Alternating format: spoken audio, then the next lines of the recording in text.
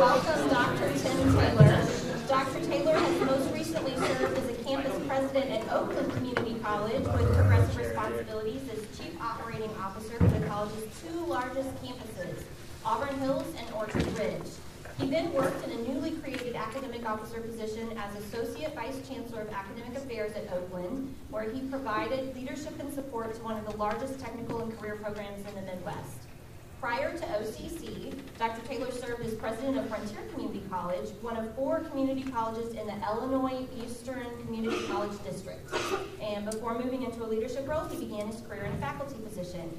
Dr. Taylor holds a PhD in Educational Leadership and Policy Analysis from the University of Wisconsin, a Master's in Science in Vocational Education from Southern Illinois University, a Bachelor's in Science in Electronics Management from Southern Illinois University, and an Associate of Applied Science in Electronic Technology and Industrial Maintenance from Danville Area Community College. So we welcome Dr. Tim Taylor.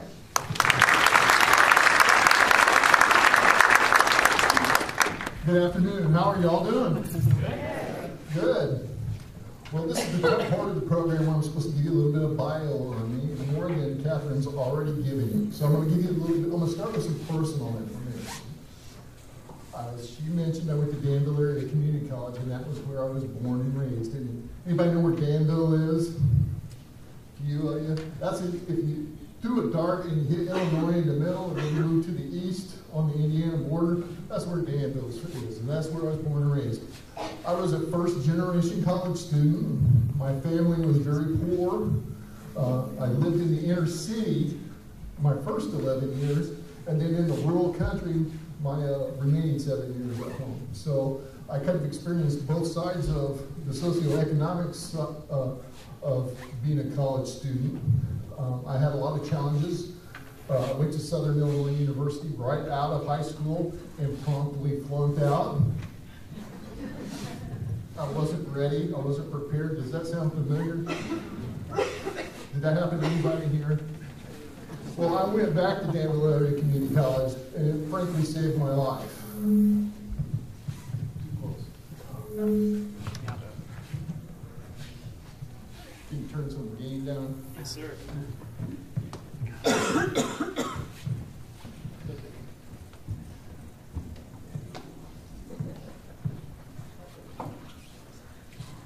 So, I went back to community college, got a couple degrees there, a sort of welding certificate as well, and it really helped give me the confidence to go back to Southern Illinois University and finish my engineering degree.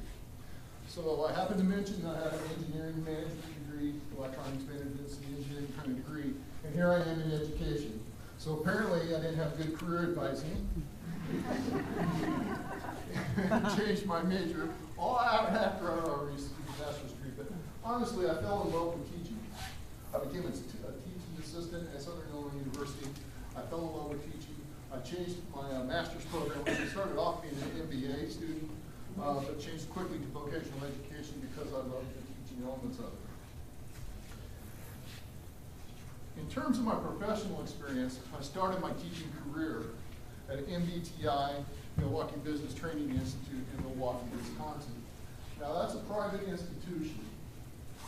And that private institution was owned by a Japanese individual who happened to own 2 other campuses around the world. One was in Okinawa, Japan, and I can't recall the other one, but it was in Japan as well. This was a different kind of college. Our audience, or our students, were from the inner city.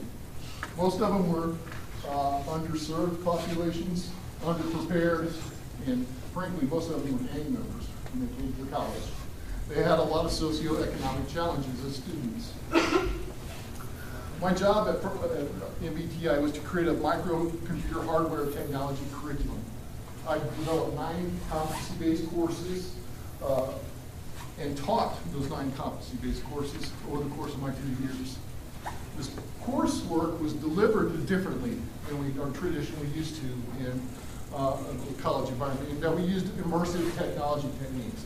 And what that means is I met with my students every day from 9 to 3, 5 days a week. I taught them everything. I taught them communications. I taught them a little bit of social science. I taught them a lot about math. And I worked with them after the classes were over. We would have scheduled meetings. We would have academic support structures. We had teams working together afterwards. It was a really nice environment. It was fun. It was really impressive. In the 2.5 years that I was at EBTI, I had 117 students in my programs. Of those, 98 graduated. Now, the program had 7 courses. The 7 courses translated roughly into 9 credits a course. They completed 63 credits of courses in about 9 months. So it was accelerated as well. And so when I hear challenges or I hear information that students can't get, I don't believe it. It's just that we're not providing them with the support services and the structure for them to succeed. So I think that there's ways in which we can help students succeed and overcome some of the socioeconomic challenges that they have. One of the things I learned at EBTI is the power of policy. I saw how good policy can help students succeed, and I saw how bad public policy would prevent students from succeeding. And so at that point, that's when I decided to become a president. And I carefully constructed my career from that point forward so that I could become a CEO president. My first job after EBTI was as an associate dean in Indiana, Wisconsin, and I can't even remember the title. It was agriculture, apprenticeship, and industrial occupations, or something to those extent. I had responsibility for 10 program areas, and that was really where I learned to be a frontline administrator. I learned processes and techniques as it relates to scheduling, budgeting, faculty development, articulation, assessment, and recruitment. Really taught me how to become a successful administrator on the front lines, help faculty succeed. I was also able to learn to write grants. I worked with the state's board and obtained 5 curriculum grants to create common course outcomes for different program areas. We also created the first open entry, open exit programs in the state of Wisconsin. After Blackhawk, I became the Dean of Business and Technology Programs at Richland Community College in Decatur, Illinois. There I did some of the same academic administration duties as I did at Blackhawk, but a little on a larger scale. I had about 100 faculty. I was in charge of the entire career technology area, which includes business, agriculture, healthcare. I'm sure I'm missing a few. It was basically anything that wasn't liberal arts was mine. But I did also have some exposure to transfer programming. My business programs transferred, my engineering programs transferred, my agriculture programs transferred. So I gained some experience with transfer programming. At Richland, I also engaged in a lot of external partnership building, working with organizations, businesses in the industry, K-12 school districts, and so forth, to that became my exposure to building partnership. And then I also engaged in what was called an interest-based bargaining. So I had some collective bargaining experience. After Richland Community College, I had the opportunity to become a president, a campus president. Now, there's a difference between a campus president and a CEO president, in that the Illinois Eastern Community College District is a multi-campus environment. There's 4 colleges that they have as part of their environment. Frontier Community College, where I was president, was one of the colleges.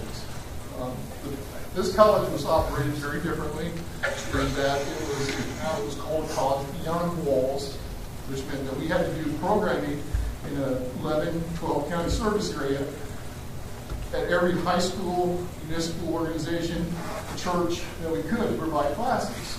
We were very strong in partnership building. We had over 7,500 students. We had about between 500 and 750 adjunct faculty, depending on the semester and the year. And we had 5 full-time faculty, because we were the college without walls to start with. Of course, we built walls, and we did a lot of things. But at Frontier Community College, I was essentially able to operate as a CEO without having board reporting responsibility. At Frontier Community College, I shifted from thinking about budgeting and budget deployment to also financing the entire enterprise, looking at financial management concepts, looking at making sure the financial controls were in place, making sure that financial decision-making followed the strategic plan for the district. I started several new academic programs at Frontier Community College, 5, so that we could diversify our credit offering and increase our enrollment. I started athletics at Frontier Community College. We improved student services. We acquired land. I started working with the foundation, managed the foundation. I helped with the district-wide student enrollment management plan. And in 2013, we led the nation in student completion with 100% rating. So we were very successful at Frontier Community College. Due to my experiences with Frontier Community College, being number one in the nation, my experience in career technical education, I then had the opportunity to go be campus president at the Auburn Hills campus for Oakland Community College. Again, Oakland Community College, a multi-campus environment, 5 campuses. The college is there, the Auburn Hills campus. We had about 7,500 students. We had about a $115 million budget. I was hired to help change the culture of that institution. I was hired to help advise the college administration on what needed to happen to improve its careers, technical education programming, and I was also hired to help the board redevelop new policies and procedures. I was very successful in that. I finished all the goals that the chancellor gave me in 4 years. I was able to obtain a $6 million equipment grant that we were able to improve programs and services for a lot of the college's technical career programs. I was able to establish some key partnerships with Chrysler, which was right across the street from the Auburn Hills campus. Herco Manufacturing that provided us $10 million of CNC machines for no cost. And they replaced those machines every 2 or 3 years. And so bringing experiences from my past and my partnership building experience, I was able to help Oakland Community College achieve its goals. And so with that, that's my professional background. I'm going to try to cut this off and open it up for questions. Dr. Taylor, we invited our community and students and employees to submit questions, and we've selected 10 of those for you. The first question, if you can briefly describe your overall objectives as president of Mid-Atlantic College. I think the first and most important objective is to create a climate and a culture that supports creativity, that supports inclusion, that supports the ability to work together as a team to improve the lives of our students and justify the investment that our community makes into the college. Can you tell us why you're interested in becoming MAC's president and why right now?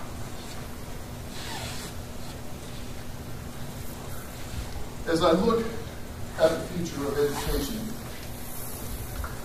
one of the things that is clear is that the traditional student population is changing. In the fall 2018 semester, a new generation of students entered our classrooms. Many of these students are characterized as Generation Z students. Generation X, then there was Generation Y, and then became millennials, right? And then millennials had children, and now they're Generation Z. But these Generation Z students are a little bit different. I mean, kids that are 18 this year or a little younger. So these kids, they have high expectations for personalized service. They're social. They're creative. My son's had a YouTube channel since he was like 11. My twins, my 11-year-old twins, one of them has a YouTube channel in which he posts videos of the cat. They're creative. They're multicultural. highly invested in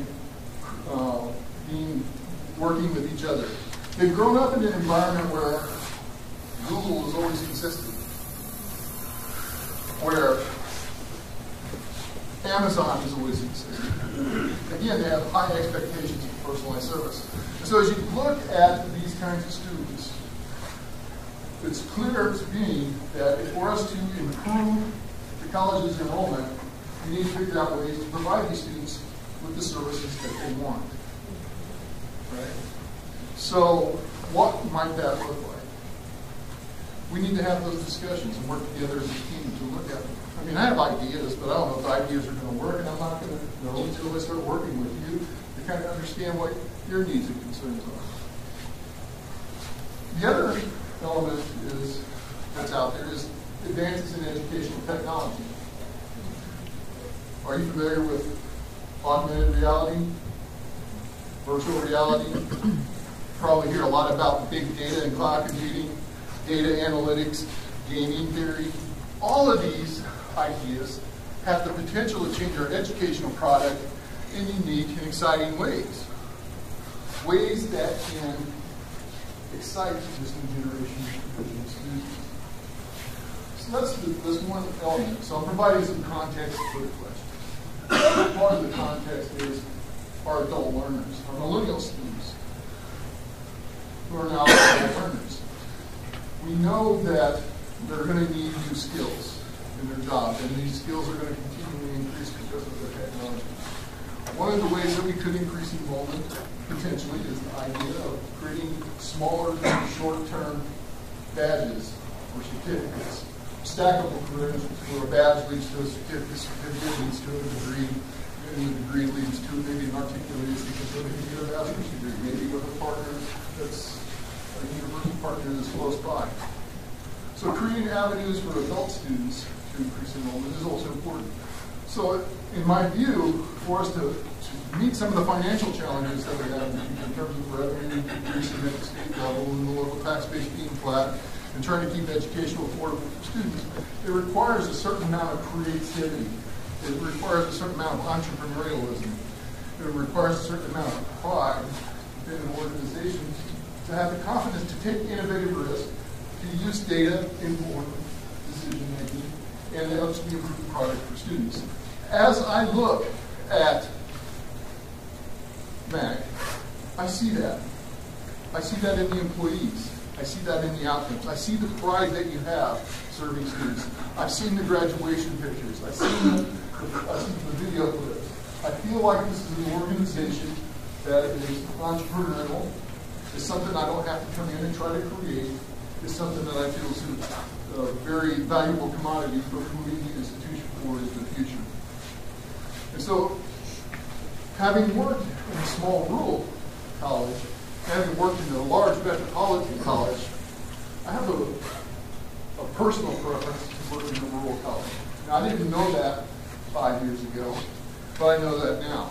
And so when I started looking for positions, new positions, I started looking at small rural colleges. I love the idea of being able to connect with individuals within the organization on a one-on-one basis. I looked at being able to connect with the community and community organizations more in depth than I've been able to accomplish at OCC. And so Mineral Area College has all the criteria that I'm looking for in an organization. And you're in need of new leaders, Chip, new president. I feel like it's a good fit for everything. That's why I chose. What do you think are the most important components of successful internal and external communication strategies? Trust and respect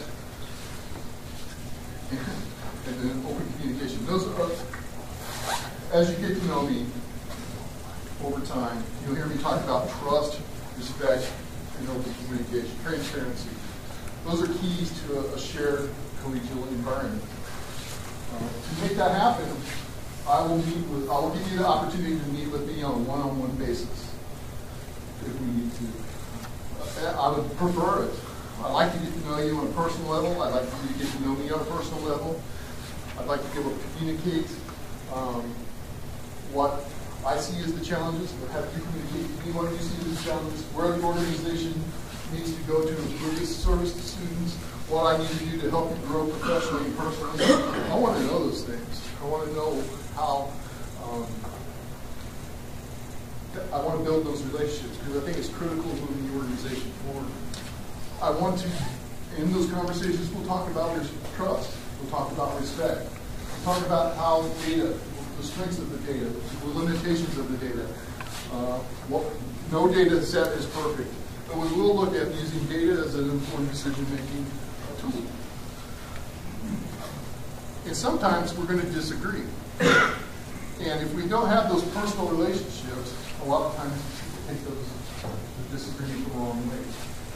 So being able to work together, build a strong, trusting relationship, that's critical to developing communication structure. Another component is, of course, open communication, being transparent. Having you be able to talk to me and say, you know what, I don't think this is the right direction, and here's why. Having you be able to say, I think this is an idea that might work. Here's some creative thoughts that I have. And having me think about it and consider that and work with you to try to make some of those ideas happen. I think that's also an important element of open communication. And then finally, just having the respect to disagree.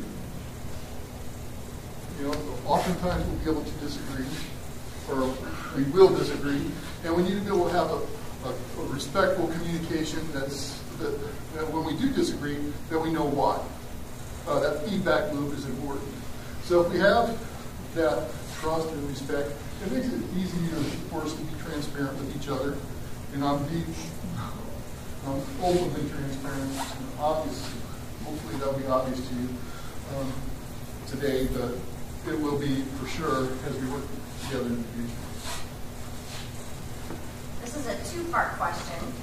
Recognizing we all have limitations, what characteristics or qualities might hamper or enhance your effectiveness as president? And if we learn from our mistakes, can you mention an honest mistake that taught you an important lesson and how you confronted the consequences? The first part? Exactly. Recognizing we all have limitations, what characteristics or qualities might hamper or enhance your effectiveness as president? All right. Anybody heard of the Myers-Briggs type indicator? Have you ever taken the test? I'll self-disclose I'm an INTJ. So I'm an introvert, thinking, judgment. INTJ. Also, if you're taking a DISC, anybody taking a DISC survey or a DISC tool? I'm a high D, high C. So if you look at the strengths and weaknesses of those types of individuals, they're pretty congruent with each other, and they're pretty consistent. I take the Myers-Briggs 4 times. I've always been an INTJ. I've taken the DISC 3 times. I've always been an IC strategist. So when you have those kind of results consistently, you kind of put a lot of validity to those tools. As it relates to the strengths, I think one of the things is I'm not the greatest, I'm an introvert.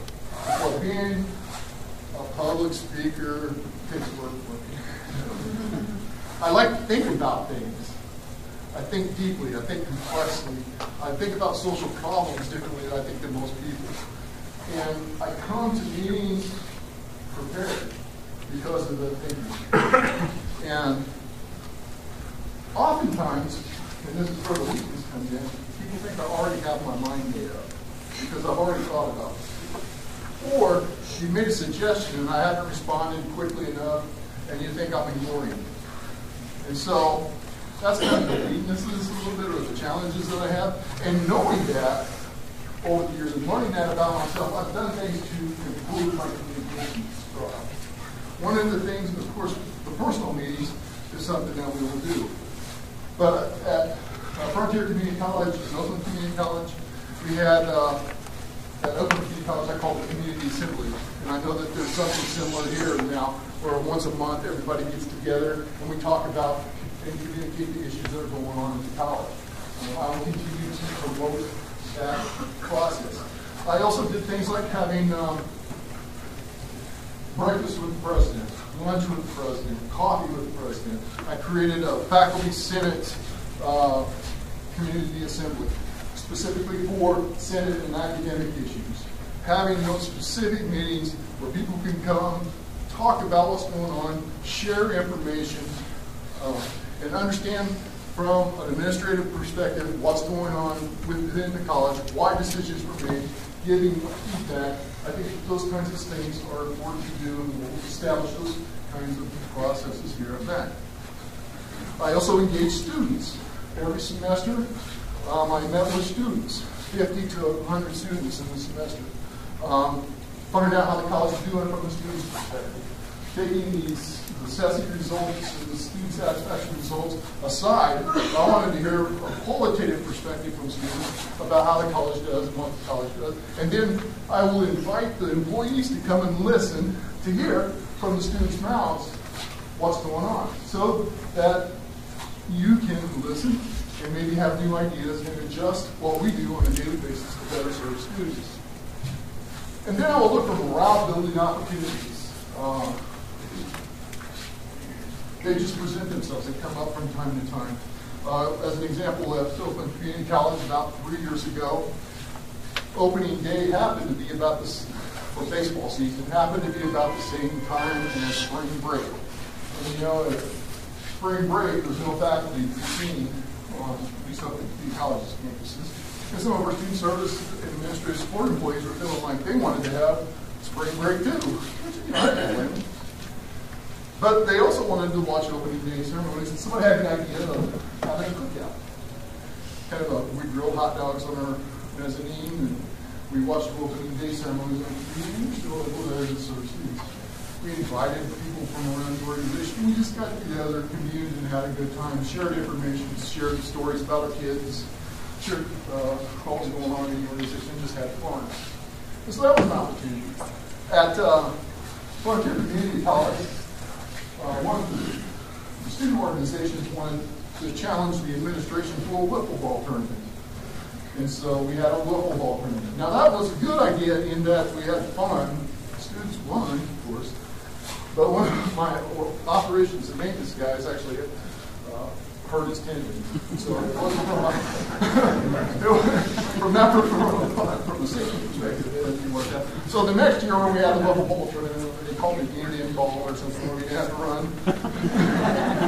So we did that kind of thing. So, but looking for opportunities to help shape morale, to continue together, to kind of have fun.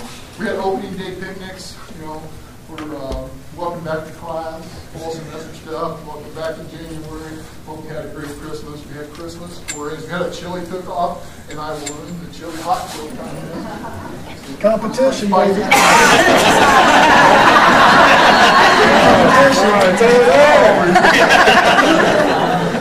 Gauntlet's been thrown down. So, I mean, just looking for ways to commune and have a good time and know each other. What do you think are some of the unique challenges facing rural Missouri, and how do those challenges impact Middle and Union College? Rural Missouri. Well, rural Missouri is similar to rural Illinois, that there's geographic dispersion between the students. And so, if you did like a geographic map around the college, probably in the center, and I don't know this to be fact, but you would probably see that a large percentage of your enrollment comes from within 20 miles of the campus.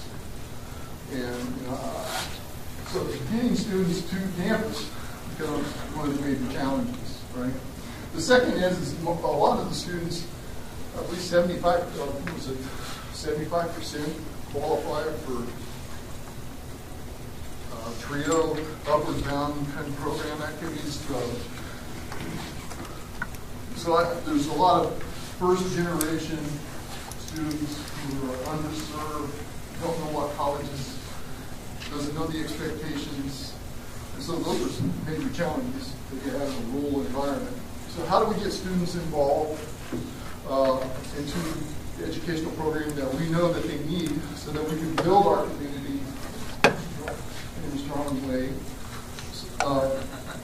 And we have to come up with strategic initiatives to do that. Working with you as employees of the institution, you play a critical role in that. You'll have ideas. You'll know how to reach out to make connections to individuals within the community, to the students. You know what the students are experiencing, sharing those ideas. I think helping us develop strategic initiatives to help improve the students' experience at the college will be important and critical as we move forward. There's another element of that question. Unique challenges facing rural Missouri and how they impact that. Well, they impact us because all of the things I just said. I mean, all of the challenges that rural students have are impacting that. And so that's my answer. What innovative ideas would you bring specific to our campus?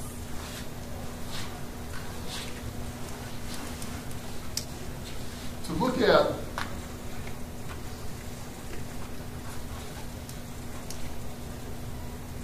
at the new students, the new generation of students, who I believe want high level of customized service, I would challenge you as employees to come up with ideas to help provide that customized service for employees. One of the ideas that I've had, which I don't know if it's a good idea or not, but are you familiar with beacon technology? How about satellite GPS technology? Where you have, on your cell phone you have the location within 2 feet of where you're at. Well, beacon technology is kind of like satellite technology, only just for indoors.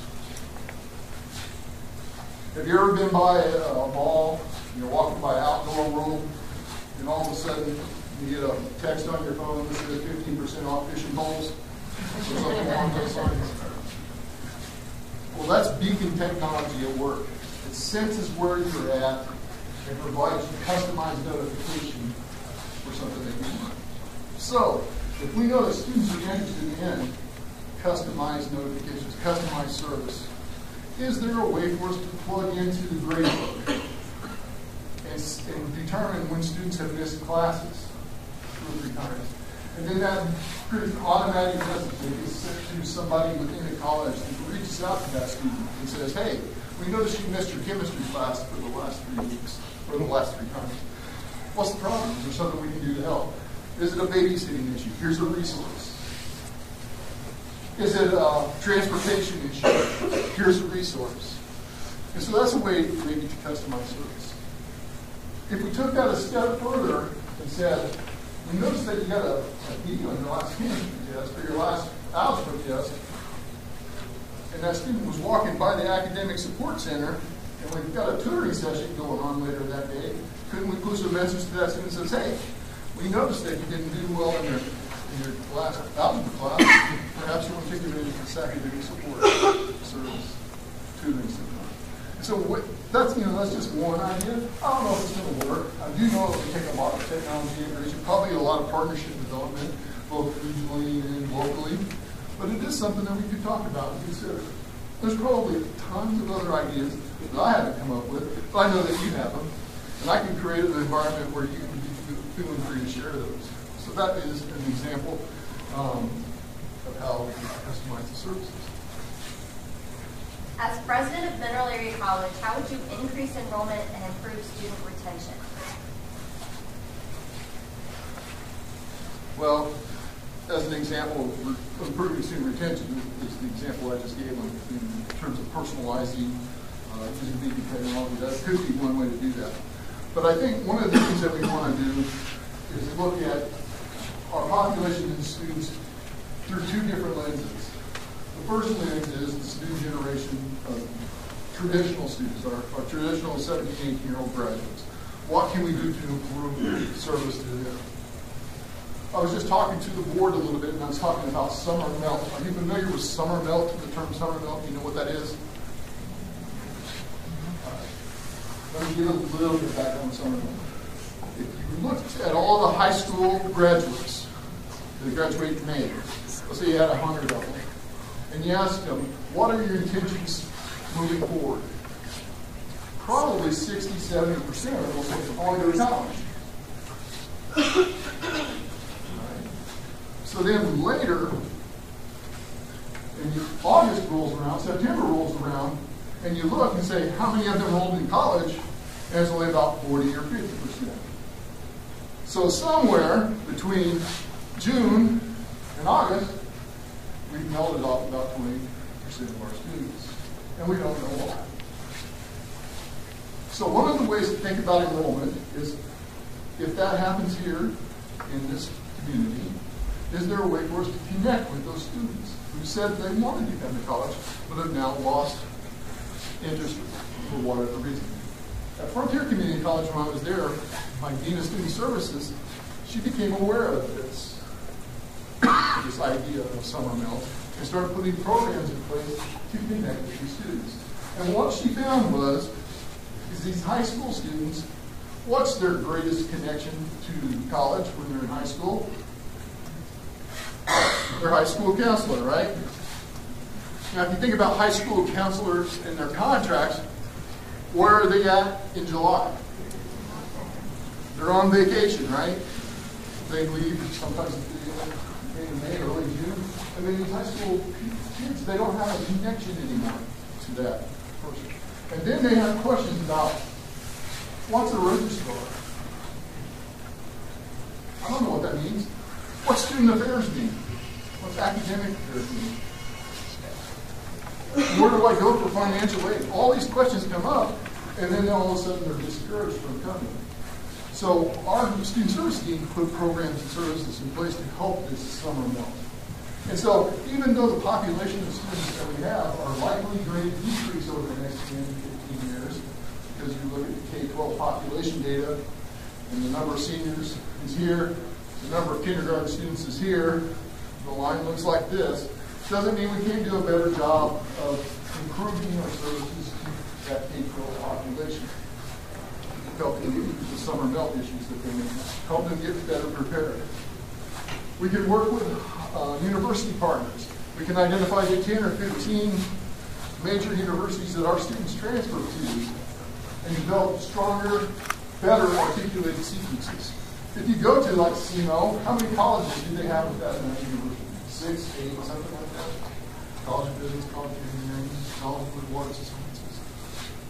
Each of those colleges have their own admission requirements, right?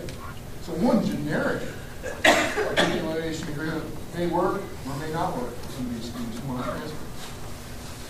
So even within the College of Engineering, their majors, mechanical engineering has these requirements, electrical engineering has these requirements, chemical engineering has these requirements, biomed has these requirements, and they're all different.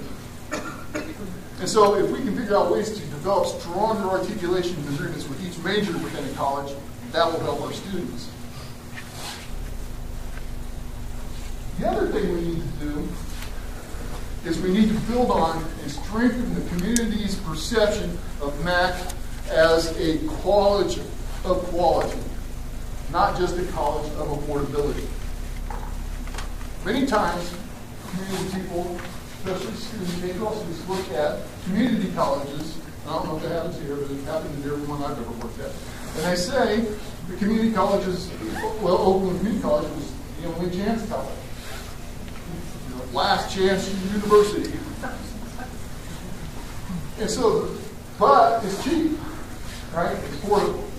And so, everyone knows community colleges are affordable, but what they dismissed in our messaging is that community colleges provide a high-quality learning environment. If you think about this, how many of you have taken a psychology class at a university?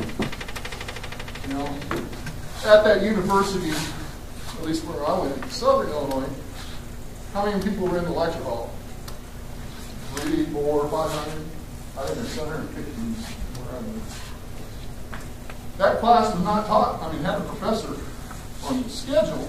The class was actually taught by a teaching assistant, right? And the teaching assistant never practiced psychology a day in his life, and he's from China. I had a hard time understanding it. At community college, in your psychology classes, what's class size? 20, 25. I bet the professor's got some experience in psychology and actually teaches the class. So I ask you, which is a higher quality experience? Of course, colleges, higher quality. Getting the community to understand that this isn't just an affordable college, but it's actually a high-quality learning institution, that's important.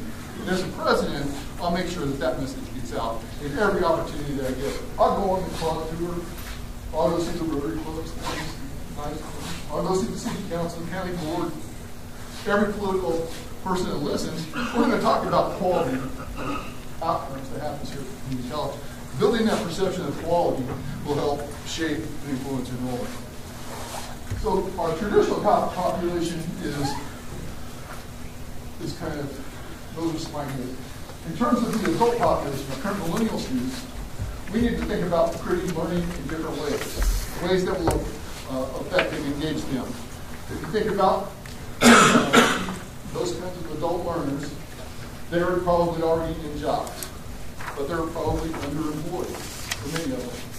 Or they need different skills to get promoted. So how can we provide them education that will help engage them? So perhaps smaller classes, or the term that we see a lot in the education research today is badges.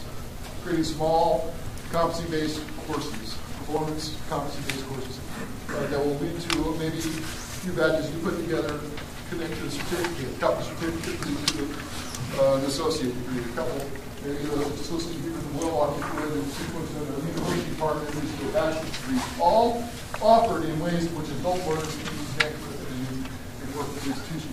These are the kinds of things that we're going to need to look at and maybe examine as we want to increase our enrollment moving forward in the future. How would you help our campus embrace a fresh vision and the changes that accompany it? Be part of it. Vision is no good unless it's shared. And it can't be shared if you're not part of it. So as part of the strategic planning process, I think, as we move forward, is to engage you, to get your ideas. Doing an environmental scan is important, but having people being part of the process, whether it's in representative groups or as individuals in the process, being part of it is developing that shared vision. Understanding why certain initiatives were selected over others, being able to provide feedback, putting a process in place where everybody can participate and engage, I think is important as part of building the vision. And the vision will always need to look at how can we improve students' lives. Students don't come here just to take classes. I mean, some probably do. But the idea is most students, and they will tell you this, they come to the college to change their lives, their lifestyles. And unless we are able to deliver on that expectation, then we're going to fall short of the students' needs. And so the vision needs to be focused on helping the students improve their lives and lifestyle. And then the other piece is working with the local community organizations, the K-12s, helping them achieve their missions, helping them be part of the vision process, the strategic planning process for the college, engaging universities to look at particular strategic initiatives and see what will work, what won't work. Getting broad input from a large, diverse audience will increase the likelihood that our vision will be successful in moving the organization forward. And so just being part of it, I think, is really the main focus. Briefly describe your experience in local economic development. When I was president of Frontier Community College, my focus shifted from division level activity, mostly internal partnership building, regional economic development. And at Frontier Community College, I was on the Regional Planning Council. I was on the Finance Committee Chair. I was on the Fairfield Wayne County Economic Development Board. I was the president of that organization for 2 years, almost 3 years. been very heavily engaged in economic development, and it's important. A president needs to have a broader view of student success than what goes on in the institution. They need to be part of it. They need to develop that broad institutional vision, but they also need to focus on economic development. Why? Because our students need jobs. And by focusing on economic development as well as the internal, we can ensure that our students get good job opportunities. They have places to go once they graduate. That our current curriculum is current and relevant. The other thing is we need to work with the K-12 organizations. Because all of our students don't come in prepared, do they? A lot of them come in underprepared. And that problem isn't just the K-12s. That's a community problem. And so we need to be working with the K-12s so that they can do what they need to do to make sure that our students come to us prepared. Because that costs us money, right? When they come in underprepared. We spend a lot of money in developmental education. We lose a lot of students who can't get through developmental education. Wouldn't it be great if they already came to us college prepared? So I think it's incumbent on the president and the organization to focus and work with the K-12 to help them improve their product. And then finally, I think we need to work with the colleges and universities. Make sure that our courses transfer. When they say, how's our students doing? Do our students do as well as your native students? Do our transfer students, what are their GPAs like? Are they graduating on time? How many credits do they have when they graduate? Are there ways to make sure that our students who transfer have about the same credits as your native students?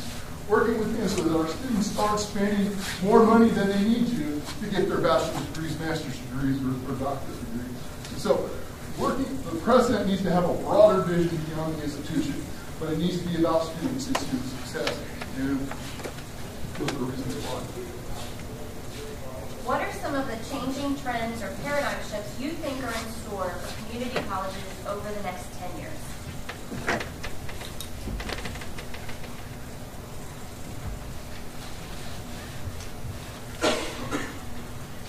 I think I really couldn't touch on it. I don't want to sound like I'm answering the same question over and over again, but I think this whole idea of personalizing service to students, that's a trend. That's something that we're going to really have to think through and deal with. I think the idea of competency-based education, performance-based education, that's catching steam across the country. It's been around forever. I mean, the 60s, I think, when the Maker stuff came out, competency-based education. We did a lot with competency performance-based education in Wisconsin in the 90s. HLCs got involved. The Department of Education, Federal Department of Education got involved. We're looking at financial aid issues, but I think that's something that people see as potential to solve some of our talent development needs in the workforce. And so I think competency-based, performance-based education badges, those things are long-term trends that we're going to see. Personalized services, doing more with less, or doing work differently. I think that's going to be a challenge. One of the things from a revenue perspective, we know state monies probably aren't going to change dramatically over the next 10 years. Our local tax base is going to be raising at a very small rate, 2 to 3%. We have to keep tuition affordable for students. So we can't raise tuition. And so our non-operating revenues, our tax base, our local and state taxes are going to be pretty flat. The cost of goods and services are probably still going to go up, at least at the rate of inflation. So what that suggests to me, if we want to keep education affordable, we've got to figure out ways to work differently. The impact of educational technology and support technology, just found out, robotic technology, those all have potential to help us do our job more efficiently and better.